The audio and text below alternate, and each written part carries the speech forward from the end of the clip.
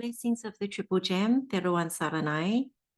We are continuing with our series on the profitable perceptions based on the Buddha's teaching in the Dutiyasaññā Sutta. This is Anguttara Nikaya chapter 7, discourse number 49, and also Rāgapeyyāla. This is Anguttara Nikaya chapter 7, 615 to 1124. Today's Dhamma session is on the perception of non-delight or dissatisfaction in the entire world, in Pali, sabbaloke, anabhiratasaññā. Let's begin by paying homage to the Triple Gem. We can bow our heads and Anjali. Homage to the Buddha, homage to the Dhamma, and homage to the Noble Sangha. Sadhu, sadhu, sadhu. As we highlighted in our introductory session, part 1, we will examine each of the profitable perceptions, and this is to clarify the Buddha's instructions and their meaning, and also to understand what they overcome and how to develop each one, referencing other teachings of the Buddha where needed. And in the final session, we will consolidate them so we can contemplate all 7 as a single meditation. And we're doing this because there is deep Dhamma within each profitable perception that we need to examine, understand, and penetrate with right view. And it's also important as we go through to see how these profitable perceptions build on each other, chipping away at what we have misapprehended or have been deceived by. As we have already seen, from developing and cultivating the earlier profitable perceptions, there is also a high degree of giving up or abandoning of unwholesome or unprofitable perceptions as we lean more strongly towards Nibbana. As the Buddha had said in the Dutiyasaññā Sutta, because these 7 perceptions, when developed and cultivated, are of great fruit and benefit, culminating in the deathless, having the deathless as their consummation. In the Rāgapeyyāla, which is in chapter 6 or chapter 7 of the Anguttara Nikaya, these abbreviated texts at the end of chapter 7 are about developing these 7 things that help us to gain direct knowledge of lust or greed and more. So far, starting from the end of last year, we've examined the perception of unattractiveness, so this is asubhasaññā, the perception of death, maranasaññā, and the perception of repulsiveness of food, ahara patikulasaññā. In this session, we'll be focusing on the perception of non-delight in the entire world, which helps the mind to shrink away from the world's beautiful things. In Pali, sabbaloke, anabhiratasaññā, where anabhiratasaññā can be translated as the perception of non-delight, as in not taking delight, also not indulging in or not fond of, or not content or satisfied with. And sabbaloke can be translated as all the world, every world, or the entire world. When the Buddha talks about all the world, he means the world we construct with our sense spaces and sense objects, and so sense consciousness arises. The meeting of these 3 is contact, and with contact as condition, feeling comes to be. With feeling as condition, craving. With craving as condition, clinging. With clinging as condition, existence. And with existence as condition, birth. With birth as condition, aging and death. Sorrow, lamentation, pain, sadness, and despair come to be. And this is what the Buddha refers to as the origin of the world in the Loka Sutta, Saṅgīti Nikaya chapter 12, discourse number 44.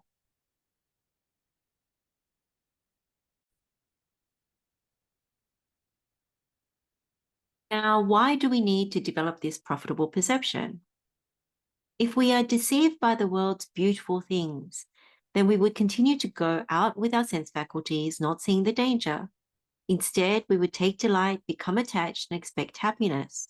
And so we need the Buddha's instructions in order to correct this corruption in our view, in our perception, in our thinking, and what is taking us down the wrong path. It's important to see that we came to this current birth having taken delight in the world's beautiful things, misapprehending them, and following the wrong path.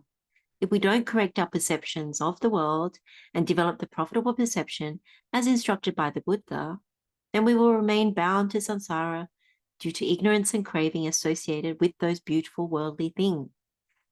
This means we can expect no end to this whole mess of suffering.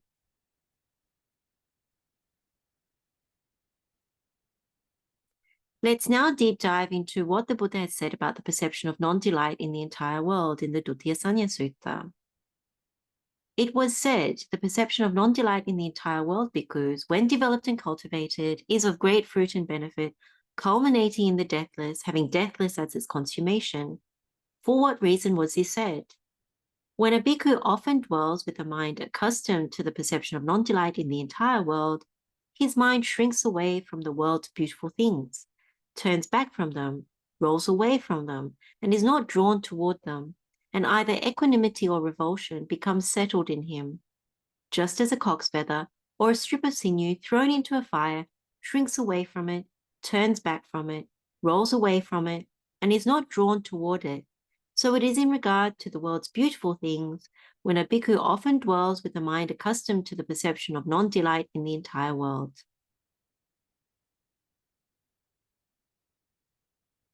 The first thing to do is to admit that this profitable perception of non-delight in the entire world is not how we usually perceive the shiny or beautiful things in the world.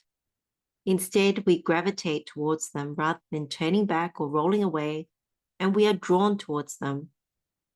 Instead of equanimity or revulsion, we usually dwell taking delight, enjoying those things, finding gratification because we expect pleasure or happiness from those things, which means we haven't seen any danger or that it will result in dukkha. And we make plans as to how we can get more pleasure. So for example, we might have a job that gives us pleasure, and then we see someone in our field appearing to derive more pleasure from a promotion or working for a different company. So we make plans in that direction, thinking that if we get promoted or go and work for a different company, then we'll find more happiness. Our mind is constructing that as a good idea. So essentially, we are continually constructing our world in this way. It could be, if I study this, if I network with these people, if I marry this kind of person, if I invest in these things, if I save this much, if I travel to this place, if I eat this kind of food, if I buy this particular object, and so on. What we forget is the truth about what all of these things are based on: material objects, forms. So all the feeling we experience and expect to experience is based on these material objects and forms. Now think about the previous three profitable perceptions we have already contemplated. So unattractiveness, death, and repulsiveness of food. So there's the kicker already. And we will come back to this as part of deepening our contemplation as we go along. The point is, if we never develop the perception of non-delight in the entire world, then our mind is constantly distracted and troubled by the world's beautiful things, and we would not see the danger in them and how they keep us bound to suffering. So the key point the Buddha has made is to reinforce the development of the perception of non-delight in the entire world, so that our mind shrinks away from the world's beautiful things, similar to the simile of the cock's feather or a strip of sinew thrown into a fire. And as a result, we would be able to develop equanimity or revulsion towards those things in the world, helping us to lean towards Nibbana. So how do we develop and cultivate the perception of non-delight in the entire world? Let's first look at the Girimānanda Sutta. This is in Anguttara Nikāya, chapter 10, discourse number 60. This is the discourse where Venerable Ānanda advised the Buddha that Venerable Girimānanda was gravely ill. The Buddha advised Venerable Ānanda, if he were to visit and speak to Venerable Girimānanda about 10 perceptions, that it is possible on hearing about them, Venerable Girimānanda, his affliction would immediately subside. So the eighth perception of the 10 perceptions in this Girimānanda Sutta is the perception of non-delight in the entire world. Now, in this sutta, the Buddha gave the following explanation to Venerable Ānanda, which can help us. And what, Ānanda, is the perception of non-delight in the entire world? Here, a bhikkhu refrains from any engagement and clinging to mental standpoints, adherences, and underlying tendencies in regard to the world, abandoning them without clinging to them. This is called the perception of non-delight in the entire world. In Pali, this is ye loke upadana chetaso aditana abhinivesa anusaya te pajahanto viharati anupadiyanto. So there are three key things the Buddha has highlighted in his explanation to Venerable Ānanda. The first is chetaso aditana. these are the mental standpoints. We have previously translated adhitthana as determinations, also resolutions or decisions. In simple terms, these are the worldly things we are standing on, what makes up our worldly determinations or resolutions. And then the second one is abhinivesa. These are the adherences, sometimes referred to as the glue. We have previously translated abhinivesa as our inclinations. In simple terms, this is what we incline towards, having made our worldly standpoints or determinations. And we measure our performance, success, or happiness in the world based on this. And then lastly, or thirdly, is anusaya. These are the underlying tendencies. Anusaya can also be translated as proclivity, dormant disposition, or what lies latent in feeling. So let's now examine these a little more so we can correctly develop this profitable perception of non-delight in the entire world. First, let's look at mental standpoints and adherences. So cetaso adhitthana abhinivesa. We've previously also referred to them as worldly determinations and inclinations in our session, Understanding the Worldly Path and the Buddha's Noble Path, which examined the Buddha's teaching in the Khattiya Sutta, which is Anguttara Nikaya, chapter 6, discourse number 52. On that occasion, Brahman Janusoni questioned the Buddha about the wish, quest, mental standpoints, adherences, and final goal of different groups of people. So if we focus on just the mental standpoints and adherences in this table for this session, we can see that for the ruling class, their mental standpoint or determination is power, and their adherence or inclination is territory or land. And then for Brahmins, their mental standpoint is their chants or mantras, and their adherence is sacrifices. And then for householders, their mental standpoint is their skill or qualifications, and their adherence is their work, also their job or business. And for women, their mental standpoint is their sons, and their adherence is to be without a rival. And then for thieves, their mental standpoint is their craft, or it's their ability to steal, and their adherence is darkness. And for ascetics, their mental standpoint is their virtuous behavior, and their adherence is nothingness or not being attached to any possession. Now, when we hold to these kinds of mental standpoints and adherences, we are conditioned and compelled by the world and the worldly yardstick. If this is the case, then it naturally follows that we take delight in the world, we expect gratification from the world, but unfortunately, we don't see the danger in the world. And this is our sensory world. We continually make plans and further shackle ourselves so that we can't see the truth of how it actually is, that it can only result in suffering, dukkha. For most of us, we've been conditioned from young that studying or training is important in order to acquire profession, skill, or trade. We continue on that pathway with higher study towards qualifications, memberships or affiliations, or work experience. Then we become glued to our jobs, careers, or our business. We strongly identify with me and my skill or qualifications, me and my job or position. Our point of reference and how we connect with others always comes down to, what is your skill? Where do you work? What do you do? But this is not the only worldly standpoint and adherence we have. For example, we can take on roles such as parent, teacher, leader, friend, and more. Each role brings another mental standpoint and adherence. It's good to really delve into what we're really standing on, to ask that question. And then what is the glue that is binding us to those things, and how we derive pleasure. And to acknowledge we hold on to these things for happiness, pleasure, and the expectation of future happiness or pleasure. What we'll find when we delve deeper is how strongly we can identify with our mental standpoints and adherences, how we construct and sustain this life based on those things, how attached we are, how our sense of self is intertwined with those things, how we measure ourselves and each other on those things, and what we do to please others in the world, how we think we are in control, and how we expect these things to last.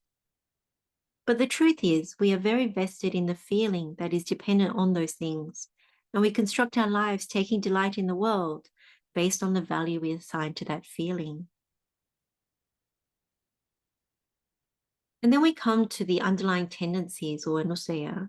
As we said earlier, this can be the dormant disposition or tendency, something that lies latent in the feeling.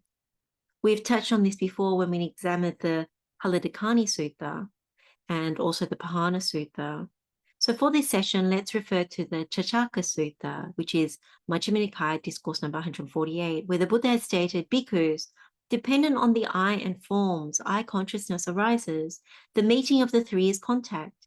With contact as condition, there arises feeling, felt as pleasant or painful, or neither painful nor pleasant. When one is touched by pleasant feeling, if one delights in it, welcomes it, and remains holding to it, then the underlying tendency to lust, and in Pali this is raga anusaya, lies within one. When one is touched by a painful feeling, if one sorrows, grieves, and laments, weeps, beating one's breast, and becomes distraught, then the underlying tendency to aversion, patigha anusaya, lies within one. When one is touched by neither painful nor pleasant feeling, if one does not understand as it actually is the origination, the disappearance, the gratification, the danger, and the escape in regard to that feeling, then the underlying tendency to ignorance, and this is avijja anusaya, lies within one.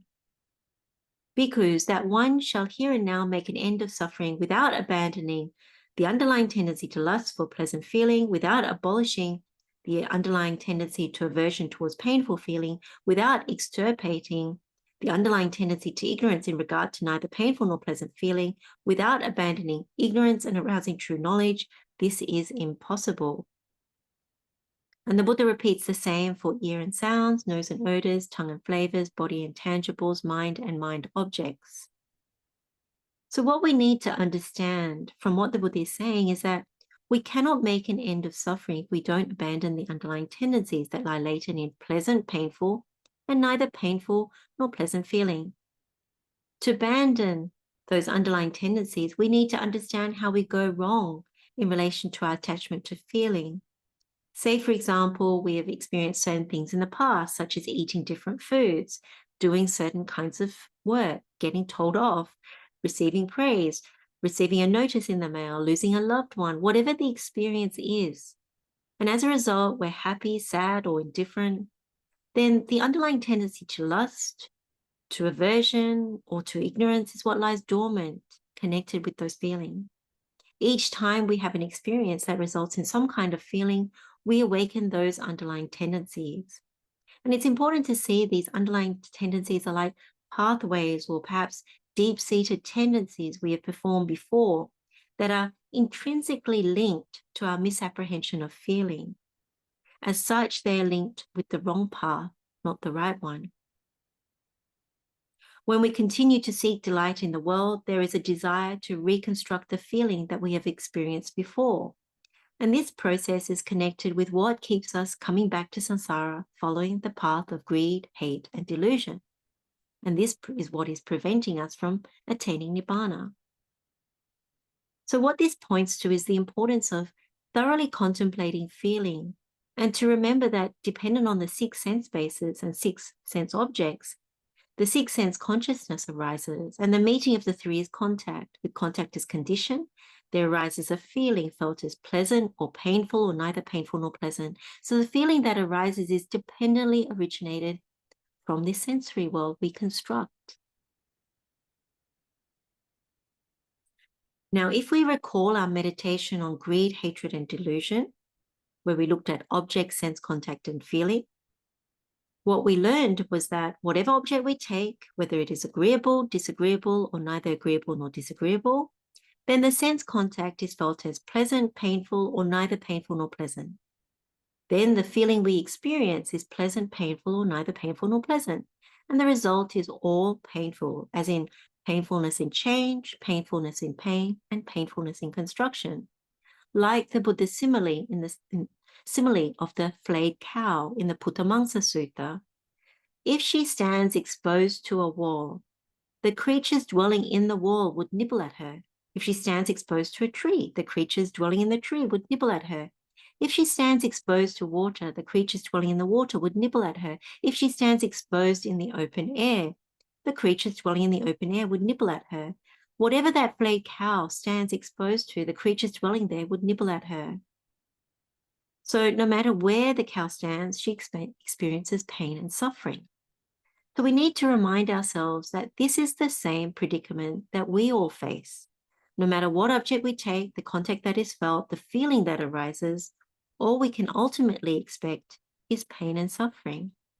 So if we take our own examples to see that, so one example could be in relation to a job. Now down the first path, we're happy that we got the job, but pain arises when the novelty wears off and we have to actually do the work and deal with the challenges at work. So that's the painfulness in change. Down the second path, we may have to face a difficult boss or a colleague at work. Then that's painfulness in pain. Down the third path, we think, what if I apply for a transfer to another department and apply? And we do so, but we don't get the transfer. That's painfulness in construction. If we take another example about being a parent, down the first path, we're happy when our child enters the world, but then he or she falls sick. That's painfulness in change. Down the second path, we're worried about our child and their ongoing health issues despite medical treatment. Then that's painfulness in pain. Then down the third path, we find out about a new medical treatment that sounds promising and we're hopeful, but eventually it doesn't work out. So then there's painfulness in construction. And then one more example, let's say about investments. Down the first path, the greed path, we believe in particular investments such as land, property, stocks, gold, Bitcoin, or a particular diversified portfolio. We're happy when our investments go up, but when it starts to decline, we experience painfulness in change. Down the second path, the hate path, we become worried about the poor performance of our investments, the down cycle, and certain conditions in the market, maybe government regulation, speculatory information, court cases, and so on. So we experience painfulness in pain.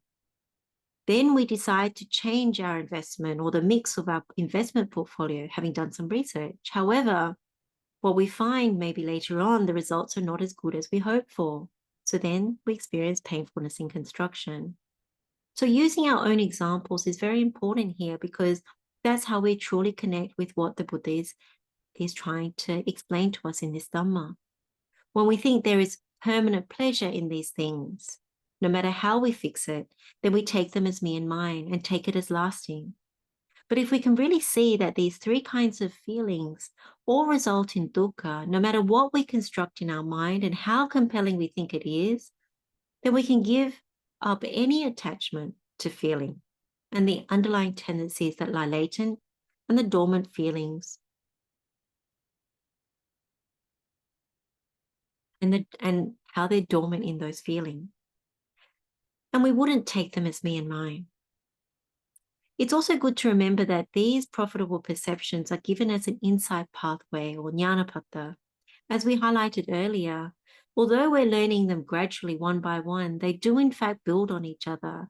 So we began contemplating the perception of unattractiveness, this asubhasaññā. We contemplated the 32 parts of the body, and we applied the Buddhist simile of the boil.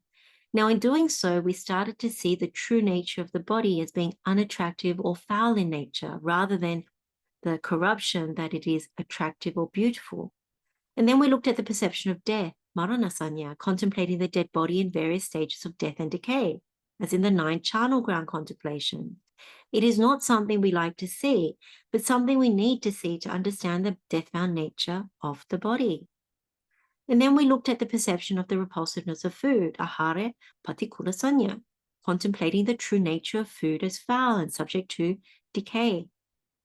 Now, when we come to the perception of non-delight in the world, we need to include these earlier profitable perceptions into our contemplation, because it means our baseline is not coming from a very low base. We're not starting from scratch.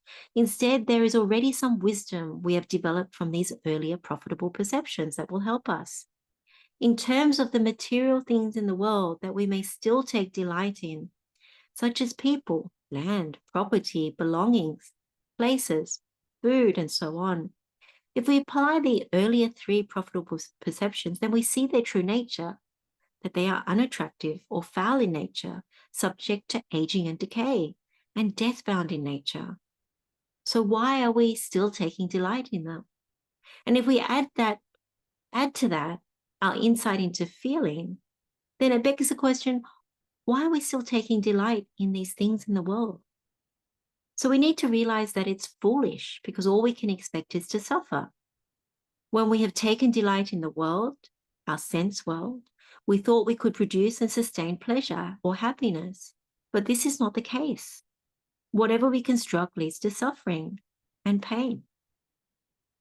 If we deeply see that, then we would abandon any attachment to these material things, and also see that the feeling that arises from any of these worldly things, so feeling due to form, that it's deceived us.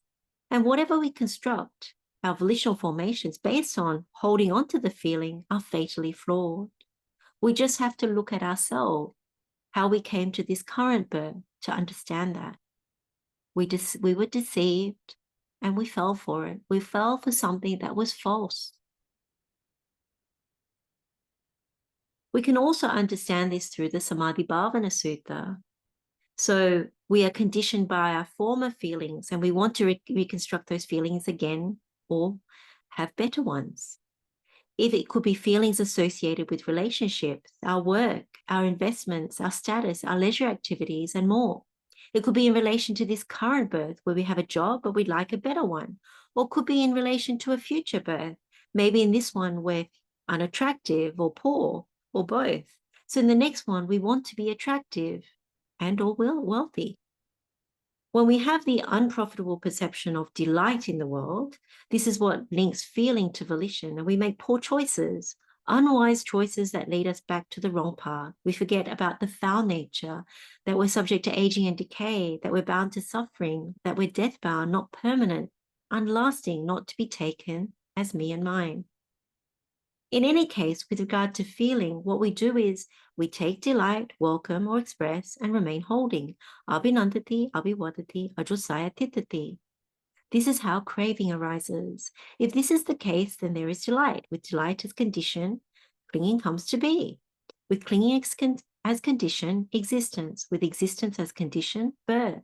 With birth as condition, aging and death. With aging and death as condition, this whole mess of suffering. So every sensory experience we undertake, and if we believe that there is this feeling that arises, then what happens is we follow this insight pathway, which is dependent origination. And when we come to bhava, this existence, we keep putting money into the money box, believing that this is a good experience. It's worth it to experience it through the eye, ear, nose, tongue, body, and mind. And as we said in previous sessions, what we're banking is, yes, at the point of death, with the breakup of the body, let me have another one. Let me have another tongue so I can taste. Let me have another eye so I can see. Let me have another nose so I can smell. Let me have another ear so I can hear. Let me have another body so I can experience all these sensations. And therefore, let me have the mind. So that is our predicament when we don't understand that all it leads to having misapprehended pleasure. That's what we expected based on previous pleasure. But what we get is suffering, this whole mess of suffering. Now, if we have understood the deception of feeling and we start to develop the perception of non-delight in the world, then we won't take delight, we won't welcome or express, and we won't remain holding. So, nabhinandati, nabhiwadati, najosaya titati. If that is the case, then craving ceases. So with the cessation of craving comes a cessation of delight. With the cessation of delight comes a cessation of clinging, existence, birth, aging and death, and the cessation of this whole mess of suffering. So this is very powerful. Now, in contrast to these worldly standpoints or determinations, the Buddha taught 4 profitable determinations that support the Buddha's noble path. And we have examined these before in our session on the exposition of the elements based on the Dhātuvibhaṅga Sutta. Here, the Buddha has stated, one should not neglect wisdom, should preserve truth, should cultivate relinquishment, and should train for calm. The tides of conceiving do not sweep over one who stands upon these determinations. And when the tides of conceiving no longer sweep over them, one is called a sage who is calm. So these are what we need to develop in order to overcome greed, hatred, and delusion. And these are what will support us to develop the Noble Eightfold Path as the way out of this whole mess of suffering. Now, what underpins these determinations is the ability to overcome the four perversions, to see the foul nature instead of the attractive, to see the suffering nature instead of pleasure, to see the not self or not me and mine instead of self and taking things as me and mine, that nature, and also to see the impermanent nature instead of the permanent nature. So if you recall the first part of the Dhātuvibhaṅga Sutta, what we needed to see, in particular the 6 elements, so earth, water, wind, heat, space, and consciousness, as they really are, and to recognize them as not me and mine. So we did a whole meditation on that. And if we really see their troublesome nature, then we won't construct anything. We understand the arising and passing away of suffering. So we make the highest determination for wisdom. We see that everything in the world is false and deceptive in nature, subject to aging, sickness, and death. So we don't want to construct anything with those qualities. Instead, we make the determination for truth. That is unshakable. We discard whatever is false in the world because it has a deceptive nature, and we go towards what is not deceptive, and that is Nibbana. Having understood the noble truth of the origin of suffering, that craving is to be abandoned, we make the determination for relinquishment. So we abandon all acquisitions. We cut them off at the root, make them like a palm stump, do away with them so that they are no longer subject to future arising. And we make the determination for calm, to pacify lust, hate, and delusion. So this sutta meditation in the Dhātuvibhaṅga Sutta is very powerful as one skillful means to develop the perception of non-delight in the world. The other is a similar meditation we have also examined, and it's associated with the gatha or verse from the Cunda Sutta. And that's Okang Pahāya Anaketasari in English, having left home to roam without an abode, Game Akupang Muni Satebani. In the village, the sage is intimate with none. Kamehi Ritto Apure Karano, rid of sensual pleasures without expectations. Katang na Vigaya Janena Karirati. They would not engage people in dispute. So if you know either of those meditations, this can certainly help to develop the perception of non-delight in the world. Okay, so let's go back to the Dutiyasaññā Sutta. And the Buddha then said, if when a bhikkhu often dwells with a mind accustomed to the perception of non-delight in the entire world, his mind inclines to the world's beautiful things, or if he does not turn away from them, he should understand, I have not developed the perception of non-delight in the entire world. There is no distinction between my earlier condition and my present one. I have not attained the fruit of development. Thus he clearly comprehends this. So similar to the earlier perceptions, the Buddha has given us a method to check whether we have developed the perception of non-delight in the entire world correctly. Here he said, if we have done our meditation, contemplating the mental standpoints, adherences, and underlying tendencies, and how we need to abandon them without clinging, we can also incorporate the earlier 3 perceptions to help us along. And if our mind still inclines to the world's beautiful things or doesn't turn away from it, then what we should understand is that we haven't developed the perception of non-delight in the entire world correctly, or the way that we have contemplated or applied the Dhamma is wrong. And this is because there is no difference in the mind before and after our meditation or contemplation. So there is no fruit of development. If that is the case, then it's good to go back and review where we went wrong. Sometimes we haven't contemplated the earlier profitable perceptions with regard to material things, so we may still take delight in them, or we haven't thoroughly contemplated feeling based on those material things, the form, and we haven't seen the problem caused by holding on to feeling. Whatever feeling we experienced before doesn't match the feeling we are experiencing now.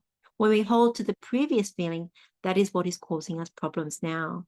So whatever the case may be, maybe other areas, it's important to correct any flaws in our contemplation, because there can be no fruit of development if we allow the unprofitable perception to still be there.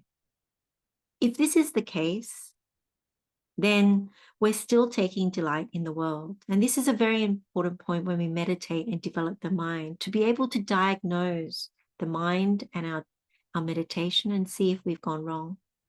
And then the Buddha has said, but if when he often dwells with a mind accustomed to the perception of non-delight in the entire world, his mind shrinks away from the world's beautiful things. And it goes on, and either equanimity or revulsion becomes settled in him. He should understand, I have developed the perception of non-delight in the entire world. There is a distinction between my earlier condition and my present one. I have attained the fruit of development. Thus, he clearly comprehends this. So in contrast with what we said earlier, after contemplating, if we find the mind shrinks away from the world's beautiful things, are not drawn to it, and either equanimity or revulsion settles in us, then we can understand that we have developed the perception of non-delight in the entire world correctly, because there is a distinction between before and after our contemplation. And so there is fruit of development. Now, with all of us, we have our jobs, relationships, land, property, investments, and more. Before, we have been swept away with delight in these things. But now we have more equanimity when we view them, having dealings with them, having to make decisions around them. Or we may indeed have revulsion towards them because we see the clear danger in strong desire or attachment. We may see that it is indeed unlasting, subject to change, suffering, and not worth taking as me and mine. Now, if we're able to develop and cultivate the perception of non-delight in the entire world thoroughly, without veering away from it, remaining very mindful and vigilant, it has wisdom or insight. So the mind can really expand and become very vast. And this becomes very apparent. Often with our earlier condition, prior to developing the perception of non-delight in the entire world, we are still very conditioned towards taking delight in material things and the previous feeling that we experience with those things. And so the mind does not get expanded or vast as it lacks wisdom. But if we have attained fruit of development, then we're happy to know we have developed this well. When it was said, the perception of non-delight in the entire world, because when developed and cultivated, is of great fruit and benefit, culminating in the deathless, having deathless as its consummation, it is because of that this is said. It is because of this that this is said, this was said. And the Buddha has confirmed that when we develop and cultivate the perception of non-delight in the entire world, it is of great fruit and benefit because Nibbana is its final goal and accomplishment. As it says in the Ādittapariyāya Sutta, it will lead to the destruction of the taints. And why has the Buddha said this? As we highlighted earlier, when we have developed and cultivated this perception of non-delight in the entire world correctly, this means we don't want to construct any volitional formations out of attachment to these worldly material things, nor the feeling that arises from them. We don't give value to our sensory experience. We have seen the true nature of all the things in the world as unattractive, subject to change, death-bound, unlasting, only leading to suffering and not worth taking as me and mine or self. Instead of seeing the world through the wrong lens of being a pleasure factory, we need to see it through the truthful lens as a pain or suffering factory. So there's this wonderful gatha or verse from the Nibbana Sutta where the Buddha has said, Saṅgīti Sutta, a person's sensual pleasure is lustful intention.